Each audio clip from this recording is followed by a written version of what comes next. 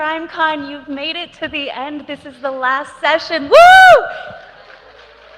And we are so grateful you are here. I genuinely believe, I have to say this, but I do genuinely believe it. This is the most important session that you could join us for at CrimeCon. We're going to talk about ethics, but we're going to try to make ethics interesting. And we're going to talk about some of the newest trends in true crime. So you guys know this, true crime is a very powerful force in our culture. It informs, it engages, and it helps bring attention to cases that really need it. But it's also bringing up some really difficult questions, and it's about ethics, our responsibility, and the stories and the people behind the cases that we're watching. So the way that we all engage with true crime has very real consequences. And you all have such power to change it. And we want you to hear this today as the loudest message. You can help drive true crime. And I've got great news for everybody in this room. Because you're here, because you showed up for this session, you are 98, maybe 99% of the way there to being an amazing true crime consumer. So I am incredibly honored to be joined by these three individuals who are going to walk us through some of the things that have happened to them and some of the things they see. But before we get started with all that, I just want you all to introduce yourselves briefly. We'll start with Steve. Steve Goncalves. Kaylee Jade was my daughter, and Maddie May was a girl that lived with us that became like our daughter as well. Kristi Goncalves, Kaylee's mother, and Maddie was like a daughter to us as well. She was Kaylee's best friend since they were little girls.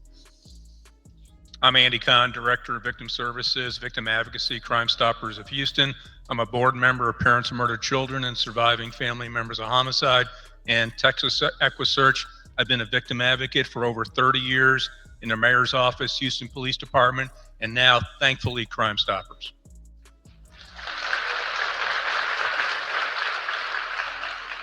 Thank you all. So I want to start with what I hope is a simple question for Steve and Kristi. You've done lots of media interviews.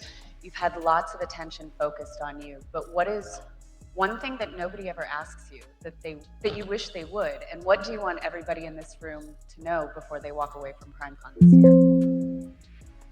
year? When you go through something like this, it impacts you in so many different ways that you see the person who does this and they have all these rights and you don't have really any rights, and your child was murdered. So looking back, I wish we would have had more questions on how we could improve the system, how we could give more rights to victims' families. And that's kind of what my daughter and we've worked on, was like restoring respect to victims. We all know if somebody called 911 on us, we had a neighbor we didn't like, and somebody did a Freedom of Information Act on us, we wouldn't want somebody just barging into our home and filming us. And that's kind of what it's like when you go through a case like this. They just take your daughter and her precious moments and then they spew it across like it's like a horror movie. So it's hard. And I understand a judge needs to see that, a jury needs to see that, but sometimes I think a family and the victim should have respect and try to keep that as much. And I wish we would have found more time to speak about that.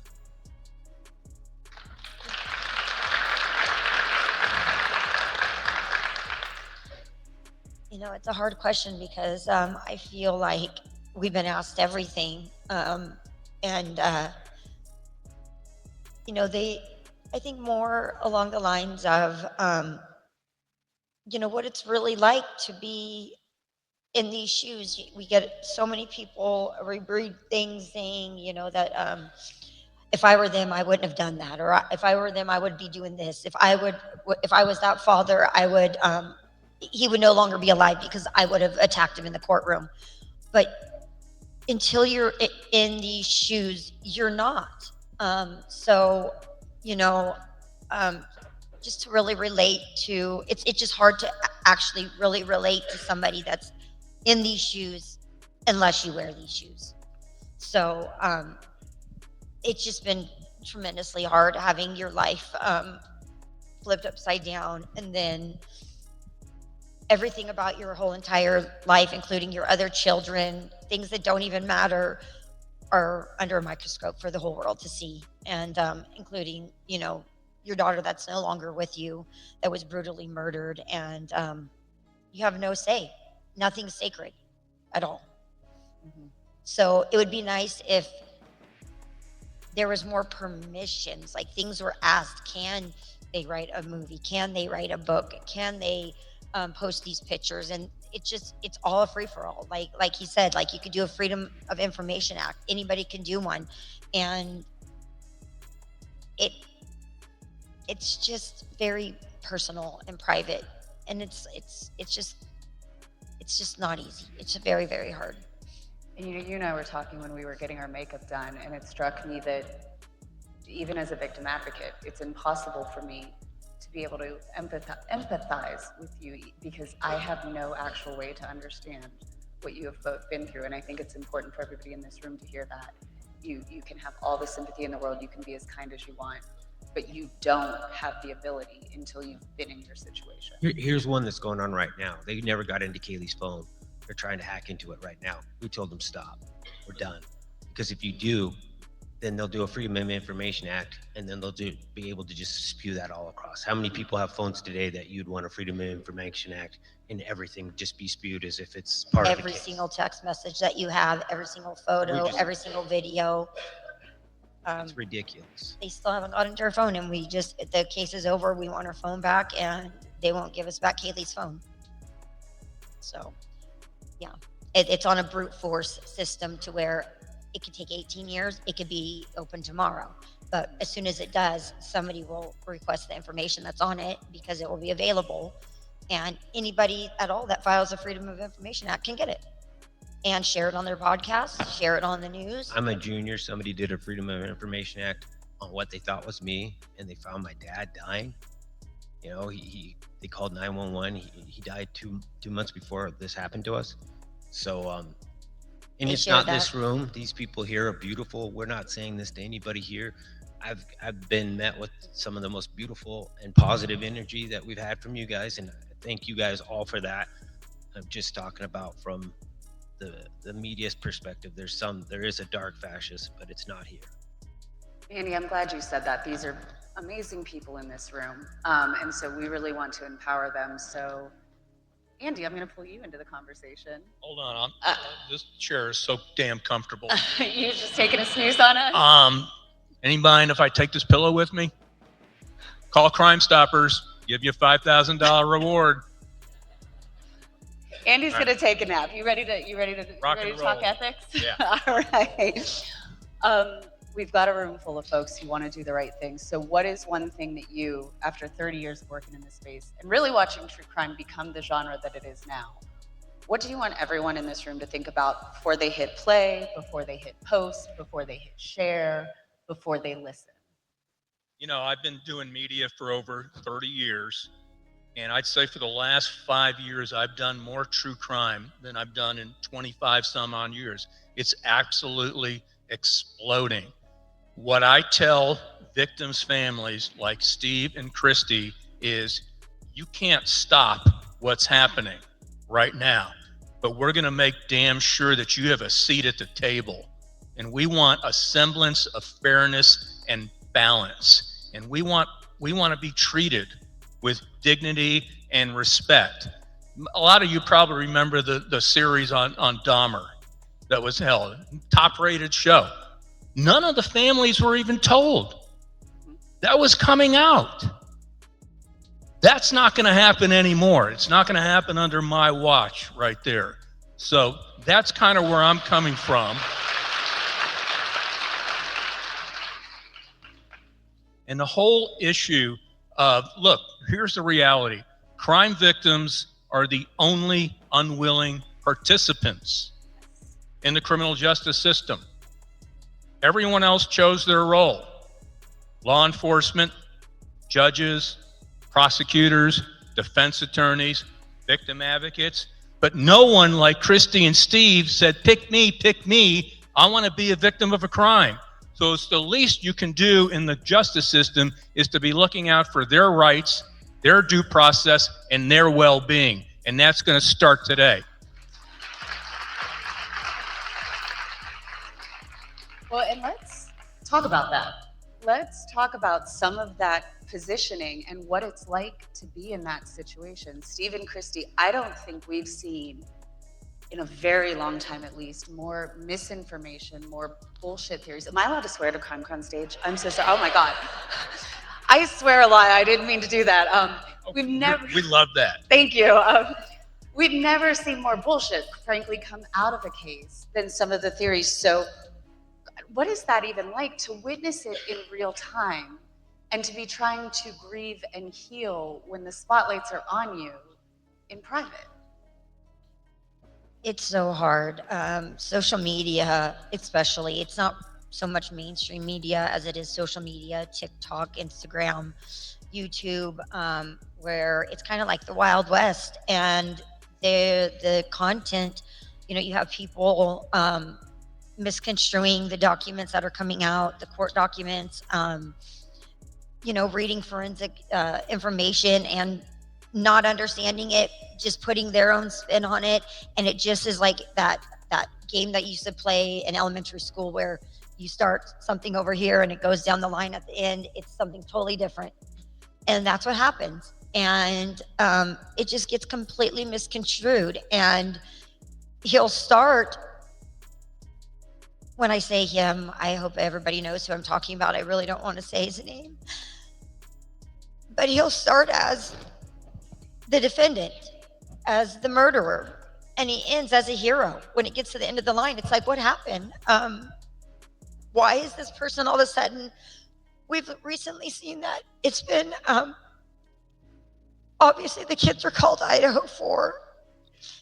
And lately I've been seeing it's Idaho 5 because he's a victim too, because he's been framed. He's not really guilty. He was forced to make the plea deal because for whatever reason, the state of Idaho chose him to, and let the real person off, let the real person go, and picked him to take the fault. So it's the Idaho 5. And just reading this,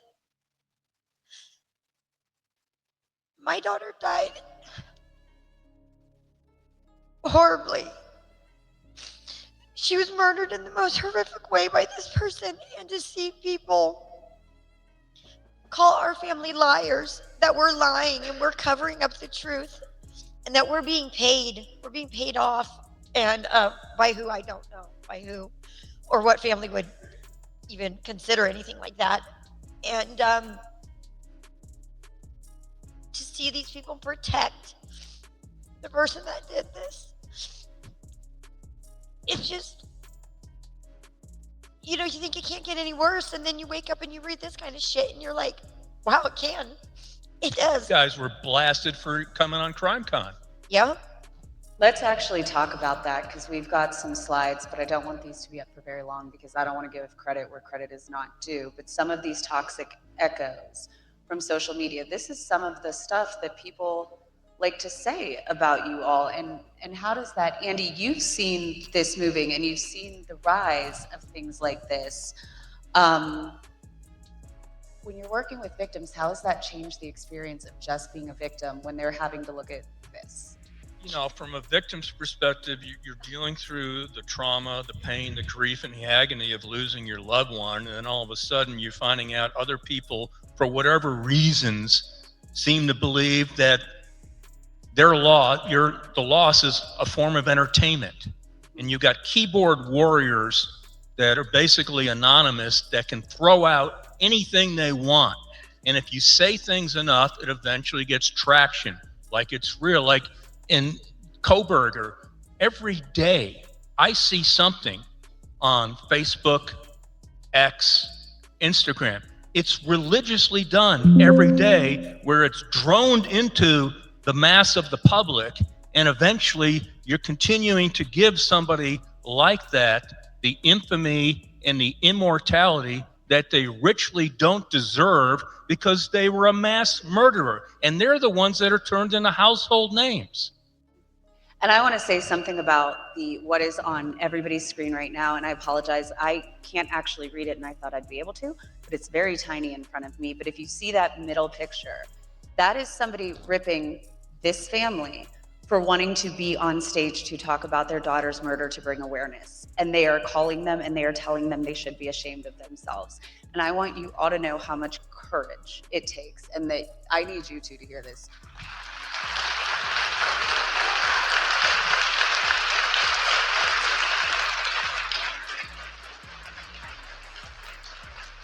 I am so incredibly proud of you.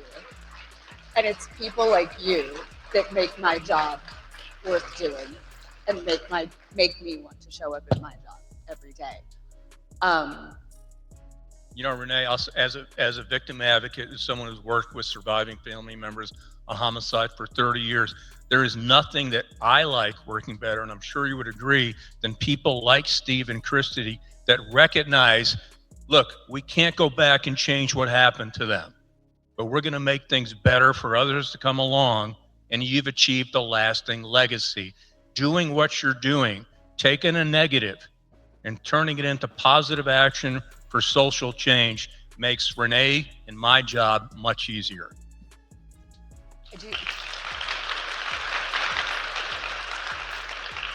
When we're talking about social media and the maelstrom that you all had to deal with, were there ever times it was helpful? Were there ever times that tips came in that were good? Was there ever engagement? Is there ever a place for the public to engage with this case and with you all and make it better? Yeah, 100%. I had so many people reach out to us in this case. I mean, if you start from the very beginning, we got the 112 camera from one of the streets right in front of the crime scene, and then we got the professional driver's information, and that led to the grub truck video. So we were living what you guys are here for. We were actively saying, okay, we're not just going to sit here and be victims. We're all going to get on the phones. We're all going to start figuring out. We're going to look at the last people that they talked to and met. So we added a ton of value to that case. We fixed their timeline. Their timeline was wrong because we got into Kaylee's phone. We saw the last messages, the time they got picked up. Let me correct that, because her phone via phone records, because Kaylee's, it's my account. At the time it's a Sprint account. It's my account. So we looked at the online, not her actual phone. Yeah. So we don't have her phone. We still don't. Yeah. So we want to be more careful, because when we say generic stuff like that, people think we're lying and they'll twist it and say stuff that I didn't mean to. So she clears it for me. So that's what a couple does. He likes to lie. That's all he does. Everything out of his mouth is a lie. And I see a headline tomorrow.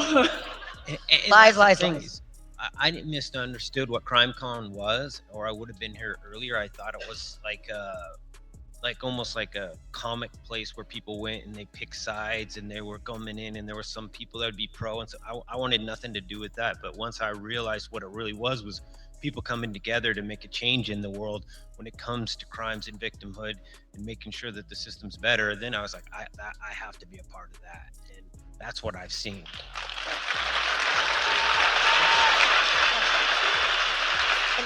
And social media has been great in a lot of ways. I mean, we have a family page and a Facebook page, and I run that page. And we started it pretty early on. I don't know, within the first year after losing Kaylee, and it's just it's my little home. You know, I it's a happy place for me. You know, I go in there and I talk about things that we're doing, and some days are sad days, and I share my sad days. I share gifts that people send us. Some days are great days, you know, and I'm like, it's you know, I share our birthdays that are coming up and whatnot and things like that. So, and we get a lot of, I mean, everybody on there is great. Sometimes a shithead gets in there, and, you know, you just got to delete and block them. But, you know, but there is a lot of great social media that has been amazing throughout this. So absolutely, you know, it can be great, but there is a very dark side to social media from our perspective and from what we have. I want to hear from all three of you on this. We talked about the very highs, the wonderful people and creating the safe space, and the very lows and the just awful trolls. But I think all of us kind of sit in the middle with pretty much everything. Politics, true crime, we live in the middle. So what about the people who aren't posting, but they're sharing, or maybe they're kind of coming from a neutral place, where they just share something they see and they think the families won't see it and it doesn't cause any harm. What do you want those folks to know? Well, you know what? I think sharing is one of the biggest ways of almost speaking, because you share that and then somebody else shares it, and just continues to get shared and shared, so it spreads like wild um, fire. And so sharing, I feel, almost as if it's a false narrative, or if it's an ugly message or something like that, is worse than making your own comment, sharing somebody else's. So when you advocate on behalf of one faction, you will generally infuriate the other faction, and that comes with the territory. So I'll give you an example. One day when I was in the mayor's office, a reporter asked our mayor, Bob Lanier, about something that I might have done or said that might have offended someone, which I thought, I can't believe I would offend anybody. But God bless, our mayor turned to that reporter and he said, "Look, I don't expect Mr. Khan to please the criminal element." And that line resonates still to this day. So you have to have a lot of intestinal fortitude, and that just comes with the territory. And as we were talking at lunch earlier, if they're attacking you, that means you're effective. And that's how I look at it. So if you want to come at me, bring it on. Yeah. And he's serious, because I've come at Andy. He's not kidding. So speaking of effective, a lot of people have asked about Olivia, our daughter, our oldest daughter, and her victim impact statement, and how we. Yeah, thank you.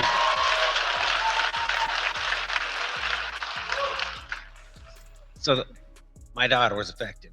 So effective that she went and she didn't go there to grovel and to beg and to be more victimized. She said what she needed to say. She was the big sister.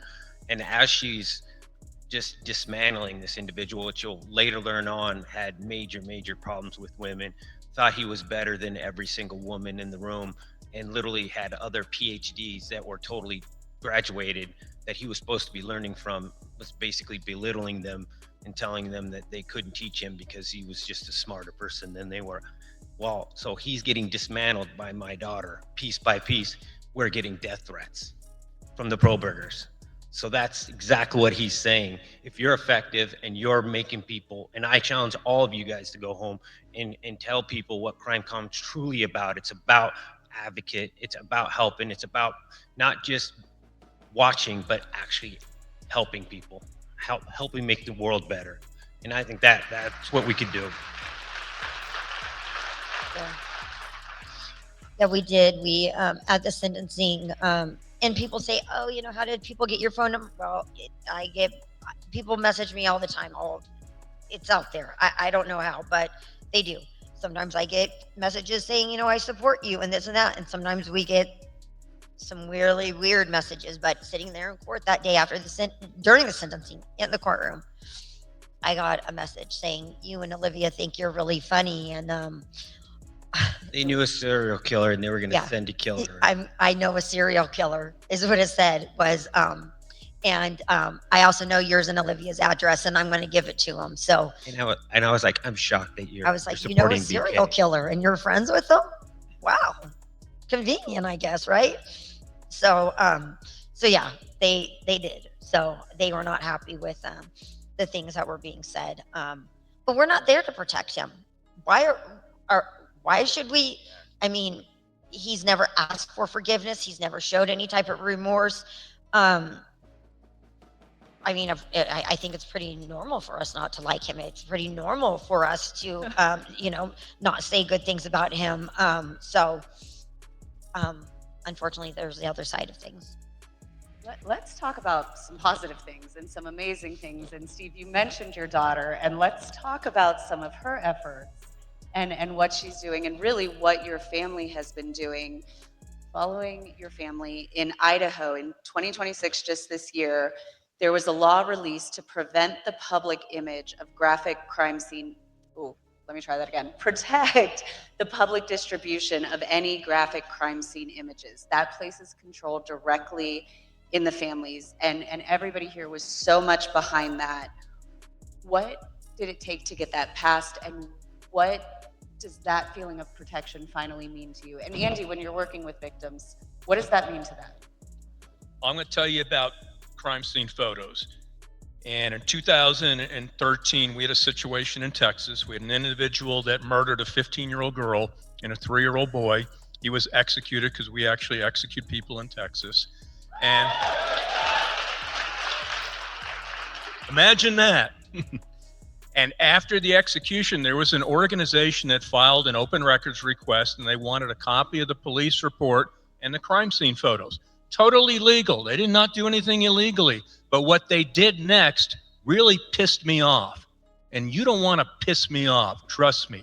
Because they took the pictures of the 15-year-old girl who was nude from the waist up and a 3-year-old boy whose pants were soiled in a field, and they plastered the pictures all over their website.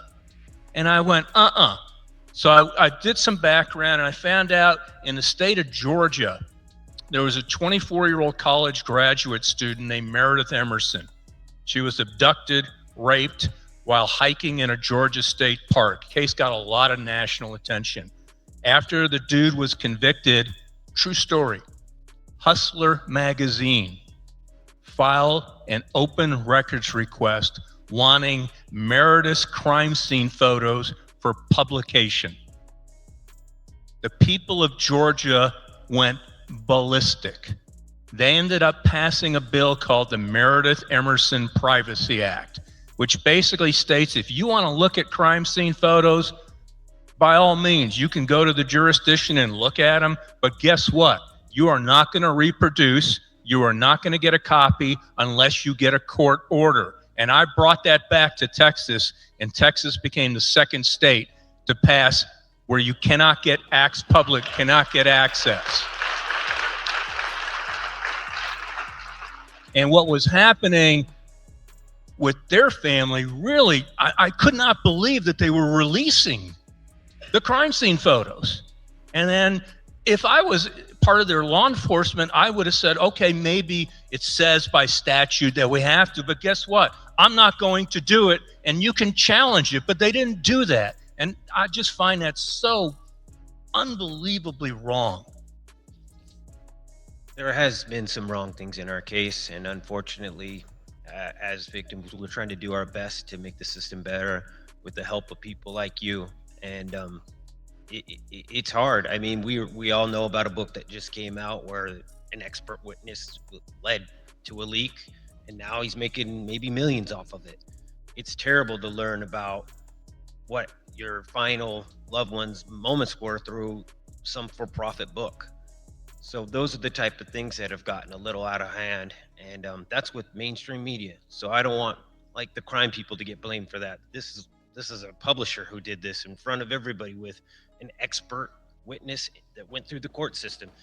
So I mean, we get a lot of blame for it as the small people that are interested, but these big people mess it up a lot too.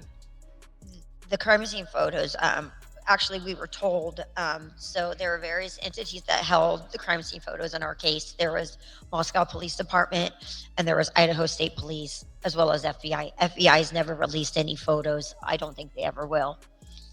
But we were told that they would not be releasing any photos. They said that they would not do it. And we took a sigh of relief, and we were like, thank God. And all of a sudden we woke up, and there were thousands of crime scene photos on the internet. And we had not prepared for that at all.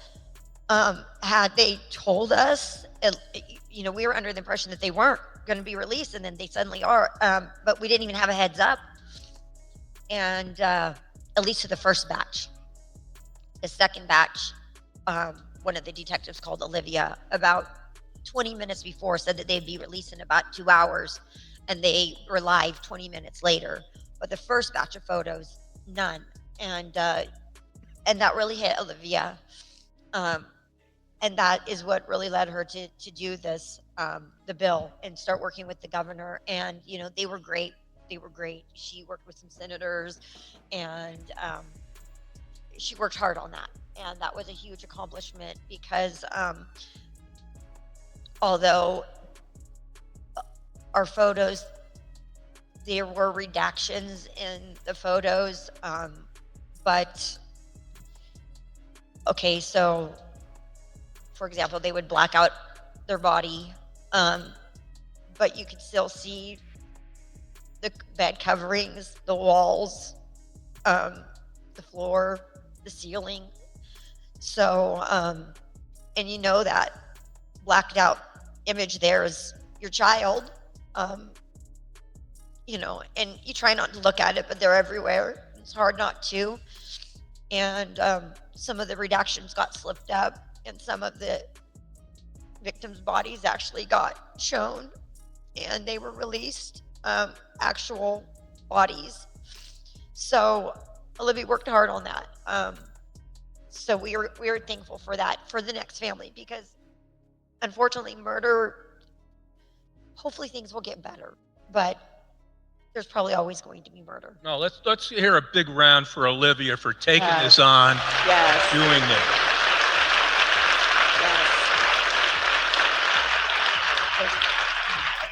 What a catalyst for change.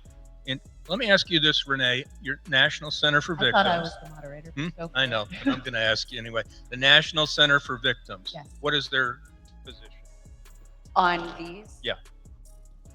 Our position is that there is absolutely no reason the public needs to see death photos other than entertainment, and that is when we've crossed a line. And furthermore, we say it as a catchphrase. It's not just a catchphrase. There's no timeline for trauma. There will never be a time that the public needs to see these photos that it will not impact families. And it does not matter that this happened 5 years ago. For Kim Goldman's family, it does not matter that it was 20 years ago.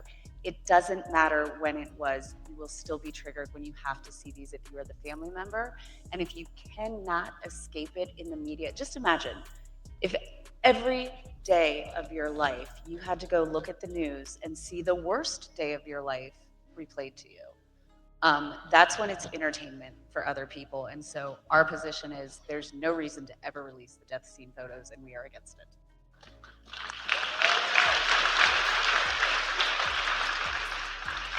If we were to have gone to trial, I see the reason for the images to need to be shown to the jury. You know, so in that case, or in that aspect of things, you know, we agree that it, you know, that's evidence that is, you know, compelling to a jury to see. But he pled guilty. Why those photos were released at all, even redacted, I don't know. I don't know, especially when we were told they weren't going to be. I don't know why. And people wanted him. Oh, I know. People wanted him bad. Oh, And people were doing FOIAs for him, and people were demanding that they be unredacted, and they wanted to see the bodies. And I couldn't believe the people that thought it was wrong that the photos that they weren't showing the bodies. And I think that leads to the overarching issue of we can be here and we can all be here and be supporting victims and be wanting to get the stories out. And that is advocacy, and that's amazing, and that's empowering. So when do we cross the line between empowering and exploiting? And I think the answer, it's what I've come up with in my few short years of life, is what's the point? What's the purpose to the public, and how does it do public good? So when it's releasing the crime scene photos, does that do any good to the public? And why do they need to know? And I would argue that it's not even good. It actually is detrimental because you're creating another BK. You're going to create another. It's almost like it's like murder porn. So for some of them, it's a triggering event. They see this. Remember, this guy was in a criminology class where they literally would go through crime scenes and they would look at it. I was told exactly what this guy was looking at nauseum. I mean, he had a PhD. He he was going into that program and just drenching himself in blood, guts, and all the things that went in it. He liked it. And there's going to be some people who do like it. Most people would find it appalling, but those people that do like it, you're feeding them. You're creating tomorrow's problem. And what we're seeing, we're feeding into. These are the new frontiers of true crime. And Andy, you're the expert in this. It's murderabilia and true crime tourism. And just to walk you through some of the things you're seeing on this stage, and I'm going to let Andy explain some of them. But in that bottom right corner, that's a picture, it's an altar to Eileen Wuornos in the Last Resort Bar in Florida, where they're now selling tchotchke about Eileen Wuornos. And then do you want to walk us through the rest of what these things are? Yeah, let me put on my eagle eyes right here. I'm sorry. That's okay. So let's start over so the painting right there, that's a painting by a serial killer named Keith Jesperson. Anybody know who Keith Jesperson is? What's his nickname? Right, because in the serial killer industry, you're nothing without a nickname, right? You got to have a nickname. So I have some of Jesperson's artwork. That's probably one of the more demonic things that I've seen. There's also manufactured items. There's a company out of New Jersey that manufactures serial killer coloring books. And inside the book, it's here's your chance to be a serial killer, draw your favorite serial killer. And then the other one right there, probably the one that probably gets the most attention when I do a lot of these presentations is there's a Jeffrey Dahmer doll. And the way they market the doll, and it's going to be morbid, the way they market the doll, it says, open me up for a sure delight and see who I ate for dinner last night. And you unzip the doll and there's body parts. That's the Jeffrey Dahmer doll. There are serial killer trading cards, just like baseball cards. There are serial killer snow globes. There are serial killer comic books on the market. And then some of the more personalized items. So when I first discovered the industry, I was blown away. I was shocked because I was of the opinion that you shouldn't be able to rob, rape, and murder and then turn around and make a buck off of it. It's really that simplistic. I do believe in free enterprise and capitalism, but I thought this is where you got to draw the line. And I became immersed in this industry, and I came up with this cool, catchy name called murderabilia to describe it. So for the most part, these are items that are actually produced by serial killers, mass murderers, and school shooters that are then sold on the open market. There are 7 dealers throughout the country that operate businesses that sell items that they get from high-profile serial killers. So, for example, there's a Richard Ramirez, the Night Stalker, and he would correspond with his own personalized stationery, which is skull bones.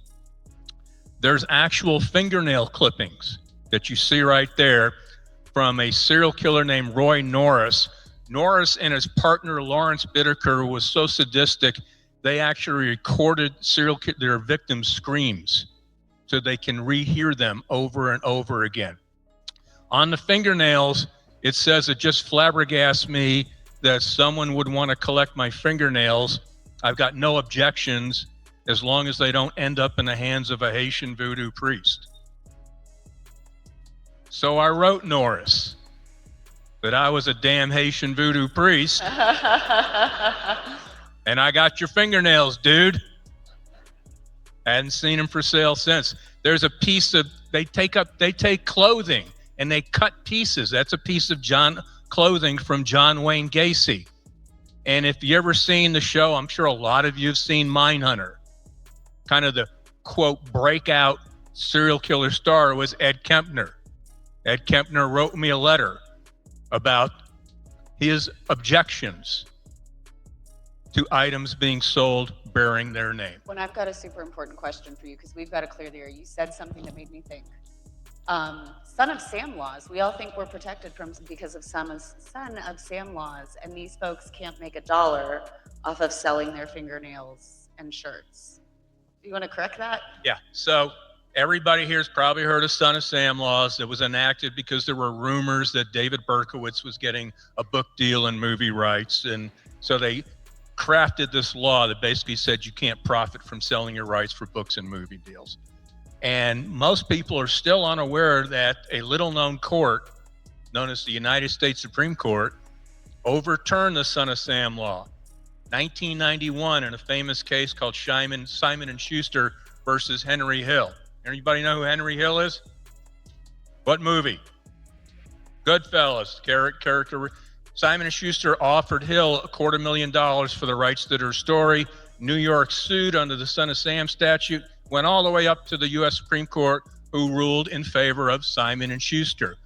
Most courts frown on any language that restricts free speech. So what I started doing was crafting what's called notoriety for profit laws, basically stating, paint, scratch, sniff, doodle all you want, you just don't make money off it. So Son of Sam laws basically are a figment of everyone's imagination. Important, really crucial to know for you all that serial killers are making money off of these crimes. So we have work to do. We have work to do. Let me give you an example right here. So I monitor these sites, and so right here is someone created an Idaho murder mystery puzzle on the Idaho 4, where you can put all the puzzle pieces together into the crime scenes and into where the murders took place. You can actually buy this right now on Etsy, E-T-S-Y, or whatever you want to call it right here. But that shows you the marketing and manufacturing that goes on for serial killers. And that's what's happening in this country right now. So I continue to religiously monitor these sites, and I'll keep you apprised if we do see anything, because I'm of the opinion, and I'm sure you'll agree with you, this is just the beginning of the merchandising and marketing of Bryan Kohberger. Let's talk about how far we've gone in merchandising and marketing. And Andy, I know you've got something to share too on your phone. Now in Vegas for a limited time, happens to be this weekend that CrimeCon's here, and it's not CrimeCon. We have serial killer speakeasies.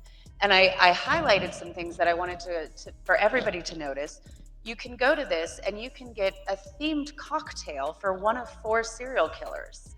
And they will walk you through the story. You can also have an immersive serial killer experience where you get to see Ted Bundy's car and see the women brutalized in a bathroom full of blood. So that's how far we've gone with this. That's how big true crime has become. I've got a question for all 3 of you. How do we address this? That's what I was gonna say, Andy, what do we do? Because we need to get ahead of the game here before he starts making more money than he's already got from his fans. I've seen this explode, and particularly over the last couple of years. And like Renee said, there's stuff that I've been watchdogging this industry for 25 years. I've never seen I've never seen serial killer dinner theaters.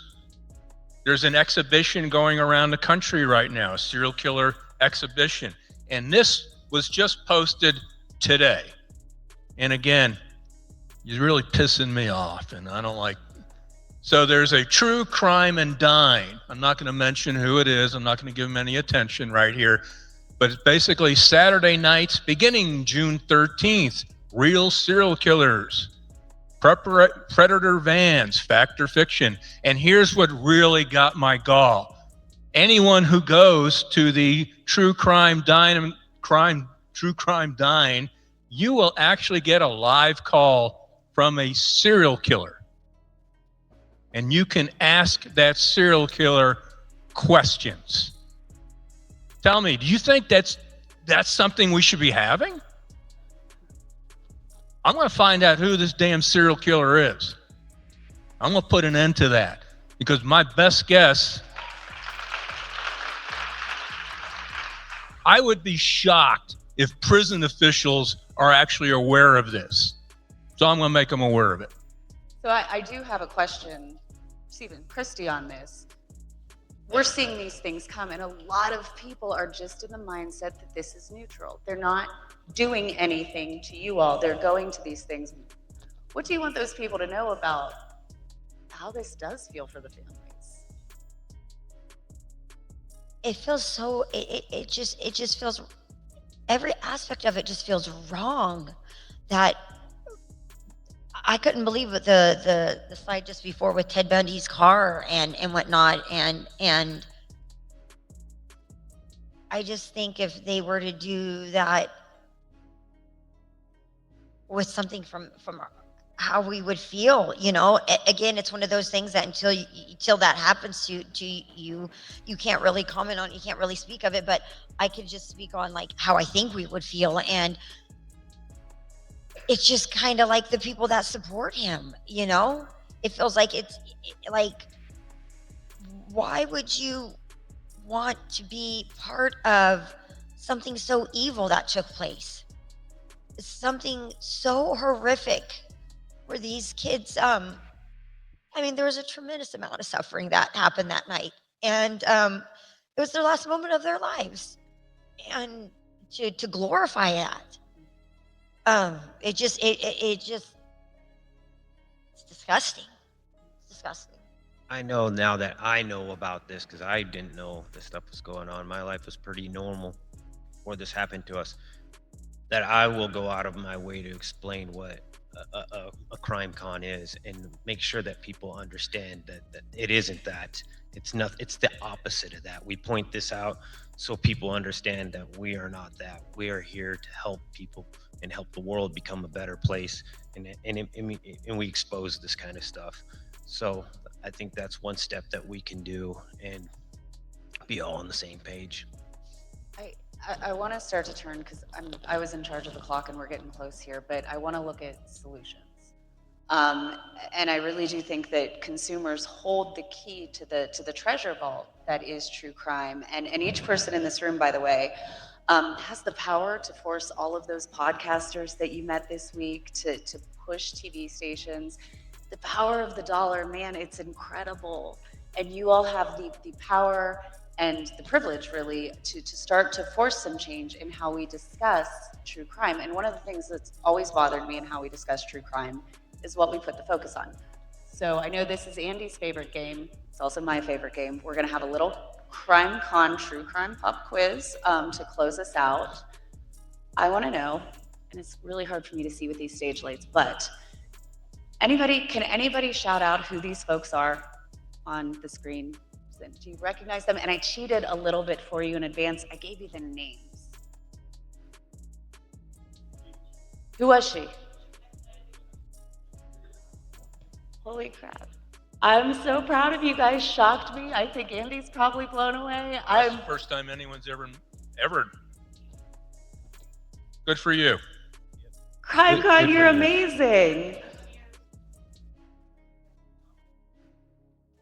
Look at. I'm about to make this a competition. This side of the room is nailing it. All right, well, you guys took away our thunder. We're done here because the next slide is this. I expect to say, but most of the general public has no clue.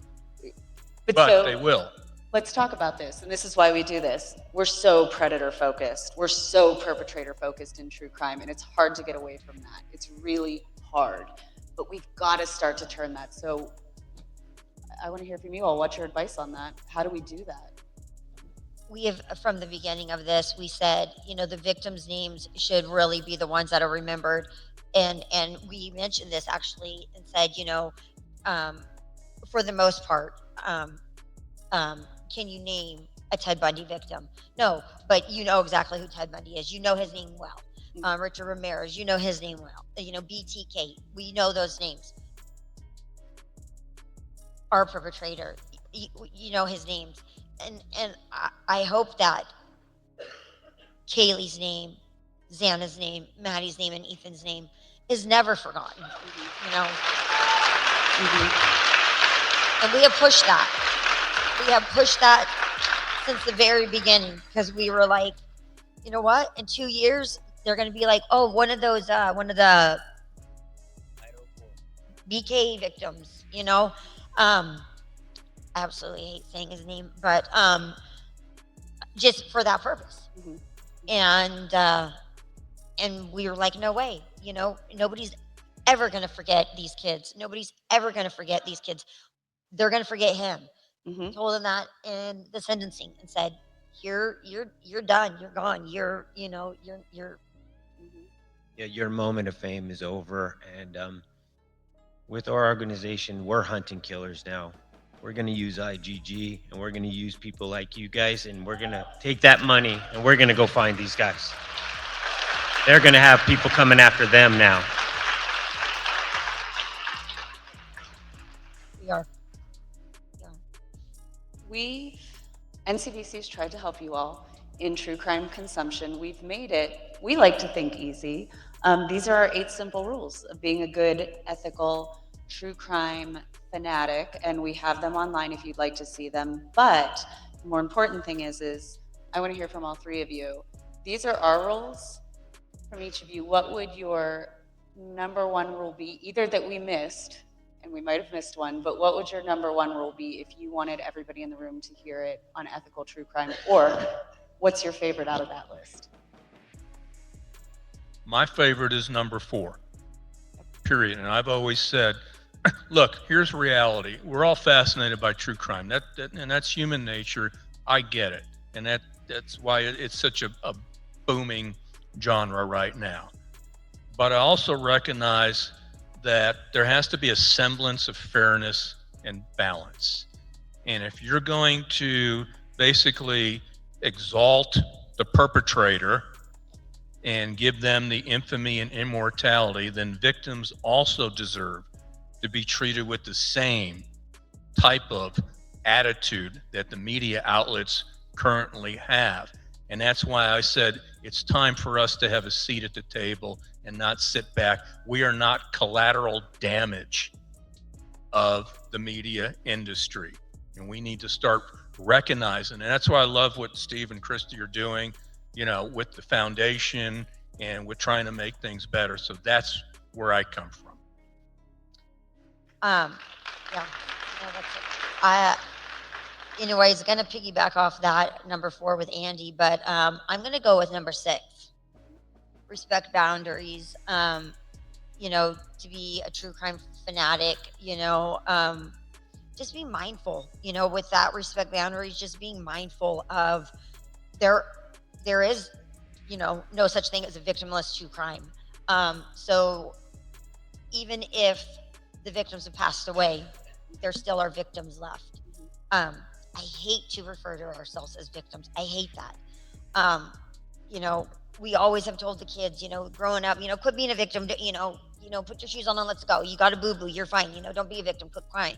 So it's just so hard to think of ourselves as victims. But we are. And respect boundaries, and know when you're in a forum and you're talking that it's very likely that their aunt or their uncle of the deceased can be in that forum.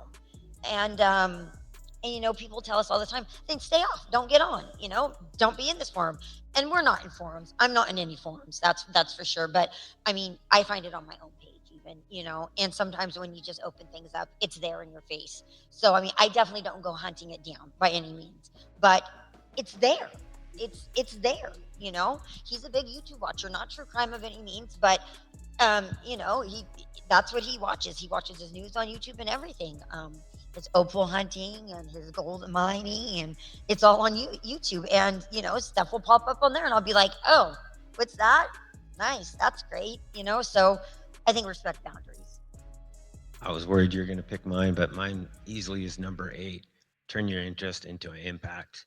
And if this group, we got some really smart people that already knew exactly where we're going. If you can turn your interest into an impact, then every time when people ask why you come here, it's really easy. And you can tell them the names and the families that you've helped. And I think that's beautiful. I think that's the most beautiful thing you can do out of tragedy that's happened to somebody, is turn it into a positive thing and say, I'm interested and I can make an impact. I funded this program, and these are the families that had no answers. And so the so-called, all these people are trying to help them. We were actually able to do it. I don't want to say and take any credit away from the cases that are out there in the law enforcement. There's The just, lab doing the work. there's so much crime and there's only so much money and there's almost so much time. So a lot of these crimes went cold before IgG was even invented. So we need to go back to those cases and, get some lab work done. I literally talked to David from Othram, and he was so frustrated that the order in which they want to use IgG, they want to wait till it's the last resort, and there's no reason for us to wait to the last resort. We can do it right off the bat, and it's going to be a cheaper option than if In the long run. Yeah. And you took mine. But it was going to be turn your interest into impact. And I do want everybody in this room to know that they have started this phenomenal foundation that is now on the screen. And that's one of the first ways you can turn your interest into impact. Scan their code, find out how you can get involved. I'll give you a little tip. We all run nonprofits. We love money. So getting involved sometimes is donating, and they're really doing some amazing work. There was one other rule I did want to call out for everybody in this room. And that is number 7. And that's really for you all. Don't fall victim to true crime. And what that means in our field, we have this thing called vicarious trauma. You can only take in so much bad stuff that humans can do to each other before it really starts to affect you and impact you. And I'll tell you all a story. I love true crime too. I was really into it before I got into this job.